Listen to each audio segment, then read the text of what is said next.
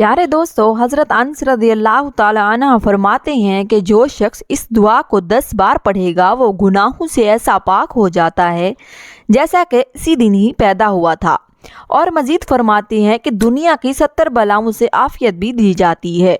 यानी जो शख्स इस दुआ को 10 बार पढ़ेगा तो दुनिया की 70 बलाओं से इसकी हिफाजत की जाएगी, जिसमें चंद का आपने जिक्र फरमाया, जिनमें जुनून यानी पागलपन, जज़ाम और बर्स यानी कोढ़ और रीह वगैरह यानी जो गैस के मसाइल होते हैं। बिस्मिल्लाहिर्रहमानिर्रहीम। अस्सलामु अलैकुम वरहमतुल्लाहि वबरकातुहू। नाजरीन कराम, हज़रत अनस रज़ी अल्लाह ताला अन्हा की बताई हुई दुआ जानने से पहले जान लीजिए कि एक ऐसा कलमा भी है जो जन्नत के 10 खजानों में से एक खजाना है, और वो है ला हौला वला कुव्वता इल्ला बिल्लाहिल अलिय्युल अज़ीम।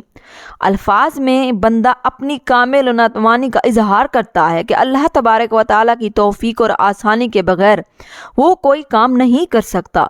लिहाजा इंसान की ज़ाती कुव्वत, ताकत, हिम्मत जिस कदर भी ज़्यादा हो, लेकिन अल्लाह ताला की तौफीक शामिल ना हो तो इसे किसी किस्म का फ़ायदा नहीं देगी। और अल्लाह तबारक व तआला की ज़ात तमाम मखलूक़ात से आला व अरफा है और इतनी अजीम ज़ात है कि इसके होते हुए कोई चीज़ इससे अजीम नहीं हो सकती। चुनाचा हर ताकतवर चीज़ बारगाह इलाही में कमज़ोर है। अल्लाह तबारक व तआला की अज़मत के सामने हर अजीम चीज़ छोटी और हकीर है। प्यारे दोस्तों, इस्लामी स्कॉलर शेख साद अल हमीद बयान करते हैं कि ये कलमा इस वक्त कहा जाता है जब इंसान पर ताकत से बढ़कर कोई काम आन पड़े या जिस काम को सर अंजाम देना इसके लिए मुश्किल हो।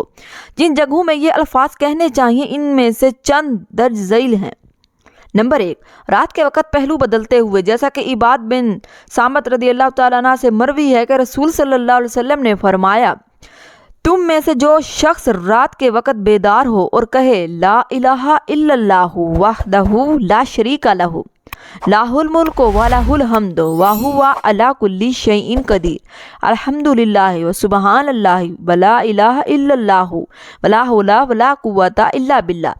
तर्जमा यूँ है कि अल्लाह के सिवा कोई हकीकी माबूद नहीं, वो तन्हा यकता है, इसका कोई शरीक नहीं, इसके लिए बादशाहत है, इसके लिए हम्द है और वो हर चीज़ पर कादिर है। तमाम तारीफ़ें अल्लाह के लिए हैं, वो पाक है, इसके सिवा कोई माबूद वर हक नहीं। अल्लाह सबसे बड़ा है और नेकी करने की कुव्वत और बुराई से बचने की हिम्मत अल्लाह के बगैर मुमकिन नहीं। ये दुआ पढ़ने के बाद अल्लाह ताला से अपने गुनाहों की बख्शिश मांगे या कोई भी दुआ मांगे तो बेफज़्ल खुदा फ़ौरन अल्लाह की बारगाह अज़ीमुल मरतब में कबूल की जाती है। नीज़ अगर वज़ू करके नमाज अदा करे तो इसकी नमाज भी कबूल की जाती है। इसी तरह जिस वक्त मुअज़्ज़िन हय्या अलस सलाह या हय्या अलल फलाह कहे तो अल्फाज जवाब में कहे जाते, यानी ला हौला वला कुव्वता इल्ला बिल्लाह, जैसा कि हिफ्स बिन आसम बिन उमर बिन खताब अपने वालिद से और अपने दादा उमर बिन खताब से बयान करते हैं कि रसूल अल्लाह सल्लल्लाहु अलैहि वसल्लम ने फरमाया, जिस वक्त मुअज़्ज़िन अल्लाहु अकबर कहे तो तुम में से भी कोई दिल से जवाब देते हुए अल्लाहु अकबर।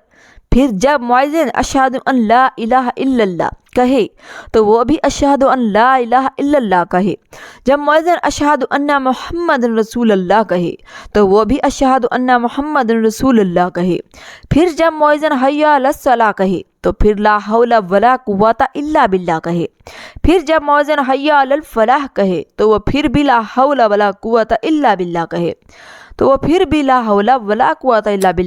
फिर जब मुअज़्ज़िन अल्लाहु अकबर कहे तो वो भी अल्लाहु अकबर कहे।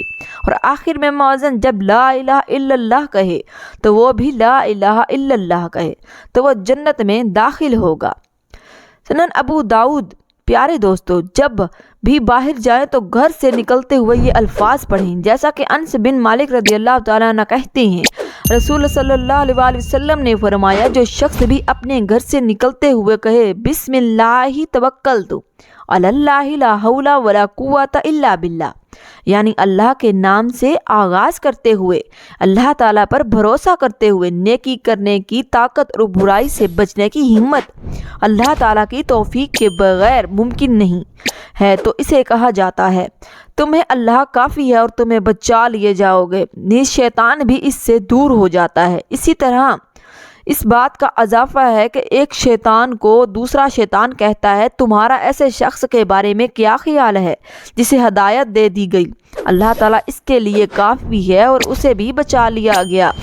لہٰذا پیارے ناظرین، حضرت انس رضی اللہ تعالیٰ عنہ سے مروی ہے، حدیث ہے کہ جو شخص اس دعا کو 10 بار پڑھے گا وہ تو دنیا کی 70 بلاؤں سے اس کی حفاظت ہو جائے گی، جس میں چند کا نبی اور احمد نے ذکر فرمایا، جن میں جنون یعنی پاگل پن، جذام اور برس یعنی کوڑھ اور ریح وغیرہ یعنی جو گیس کے مسائل ہوتے ہیں۔ دعا یہ ہے، بسم اللہ الرحمن الرحیم، لا حول ولا قوت الا باللہ العلی العظیم۔ یہ دعا ہے جس کی فضیلت حضرت انس رضی اللہ تعالی عنہ نے بیان فرمائی ہے۔ آپ نے صبح کے وقت 10 بار اس دعا کو پڑھنا ہے، اول و آخر ایک مرتبہ درود پاک پڑھنا ہے۔ آپ کا ہر کام بنے گا اور دن بھر آپ شیطان سے محفوظ و معمول رہیں گے۔ اور جان لیجئے کہ کوئی بھی آپ نے وظیفہ کرنا ہو تو عورتیں اپنے خاص دنوں میں وظائف کر سکتی ہیں۔ ہم نے پوری تحقیق کے ساتھ علماء کرام سے پوچھا ہے، آپ کا ہر کام بنے گا اور دن بھر آپ شیطان سے محفوظ و معمول رہیں گے۔ اور جان لیجئے کہ کوئی بھی آپ نے وظیفہ کرنا ہو تو عورتیں اپنے خاص دنوں میں وظائف کر سکتی ہیں۔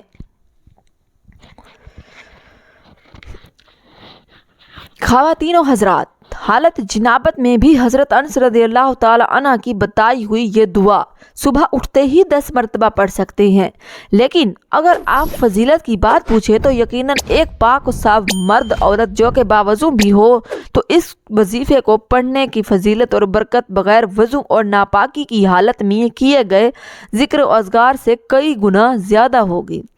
اب رہی یہ بات کہ قرآن پاک سے کوئی وظیفہ کرنا ہے، تو قرآن پاک کی اگر کوئی بھی آیت مبارکہ سے تو یہ ایسی عورت اس کو وظیفہ کی نیت سے یا دعا کی نیت سے پڑھ سکتی ہے۔ خلاصہ یہی نکلتا ہے کہ عورتیں اپنے خاص دنوں میں وظائف کر سکتی ہیں۔ دوسرا وظیفہ اللہ تبارک و تعالیٰ کا بہت ہی پیارا نام ہے اور بہت ہی آسان وظیفہ ہے۔ اگر کوئی شخص صبح کے وقت اس اسم مبارک کو 100 مرتبہ پڑھ لے اور یہ بھی جان لیجئے کہ سورج نکلنے سے پہلے یہ عمل کرنا ہے، تو آپ نے سورج نکلنے سے پہلے اس اسم مبارکہ کو لازمی پڑھنا ہے۔ انشاءاللہ عز و جل اس کی برکت سے پورا دن یعنی دن بھر ہر قسم کے دکھ اور تکلیف سے محفوظ رہیں گے۔ تو یہ اللہ تبارک و تعالیٰ کا نام ہے۔ یا باقی سورج نکلنے سے پہلے آپ نے 100 مرتبہ اس کو پڑھنا ہے۔ انشاءاللہ عز و جل اگر اللہ تبارک و تعالیٰ نے چاہا تو آپ ضرور ہر طرح کے دکھوں اور تکلیف سے محفوظ ہو جائیں گے۔ رسول صلی اللہ تعالیٰ علیہ وآلہ وسلم نے یہ بھی فرمایا تھا کہ جو استغفار کو لازم پڑھتا ہے، جب ایک دوسری روایت کے الفاظ ہیں کہ جو کثرت کے ساتھ استغفار کرتا ہے اس کی بخشش تو ہوگی قیامت کے دن۔ اللہ رب العزت انعامات سے بھی نوازیں گے، لیکن دنیا میں بھی اللہ رب العزت ایسے شخص کے غموں کو خوشیوں میں تبدیل فرما دیں گے، جبکہ اس کی تنگی کو آسانی بنا دیتے ہیں، اور اللہ رب العزت ایسی جگہ سے اس کو رزق عطا کرتے ہیں جہاں سے اس کا گمان بھی نہیں ہوتا۔ اور قرآن پاک میں اللہ رب العزت حضرت نوح علیہ السلام کی حکایت بیان کرتے ہوئے فرماتے ہیں کہ تم استغفار کر لو، اللہ رب العزت تمہارے گناہوں کو معاف فرما دیں گے۔ یہ پانی انسانی زندگی کا راز ہے، تم پر مسلہ دار بارشیں اللہ برسائیں گے۔ تم مال اور دولت کی کثرت کا ذکر کرتے ہو تو استغفار کر لو، اللہ رب العزت تمہیں مال و دولت میں فراوانی عطا فرمائیں گے۔ تم اولاد کی نعمت کے لیے استغفار کر لو، اللہ رب العزت تمہیں اولاد سے مالا مال فرمائیں گے۔ تم پھلوں سے ترستے ہو، اللہ رب العزت تمہیں باغات کا مالک بنا دیں گے۔ تم پانی کی بوند بوند کو ترستے ہو، استغفار کر لو، اللہ رب العزت تمہارے لیے نہریں جاری فرما دیں گے۔ اے لوگو، تمہیں کیا ہو گیا ہے کہ تم پھر بھی اللہ رب العزت کے وقار کو نہیں سمجھتے؟ پیارے ناظرین، ایک دوسری جگہ پر اللہ تبارک و تعالی نے ارشاد فرماتے ہیں، جب جگہ پر اللہ تبارک و تعالی ارشاد فرمائیں تم استغفار کر لو جب تک زندہ رہو گے، اللہ تمہیں سکون اور وقار کی زندگی نصیب فرمائیں گے۔ جبکہ ایک تیسری جگہ پر اللہ تبارک و تعالی حضرت ہود علیہ السلام کی قوم کے متعلق حکایت کر رہے ہیں۔ اللہ کے پیارے پیغمبر نے کہا، اے میری قوم، استغفار کر لو، اللہ تمہیں موصلہ دار سفارشوں سے نواز دیں گے۔ اگر کوئی کمزوری محسوس کرتے ہو تو تمہاری کمزوریوں کو اللہ رب العزت قوتوں میں تبدیل کر دیں گے۔ کسی کے پاس مالی کمزوری ہے تو ان کی تمام کمزوریوں کو اللہ رب العزت قوتوں میں تبدیل فرما دیں گے۔ تو جب انسان استغفار کرتا ہے تو یہ سب اس کو انعام کے طور پر ملتا ہے۔ اللہ رب العزت سے دعا ہے کہ نیکی کی بات کو سننے، سمجھنے، اس پر عمل کرنے کی توفیق عطا فرمائے، آمین۔ چینل پر نئے آنے والے تمام دوستوں سے گزارش ہے ہمارے اصلاحی و اسلامی چینل کو سبسکرائب ضرور کر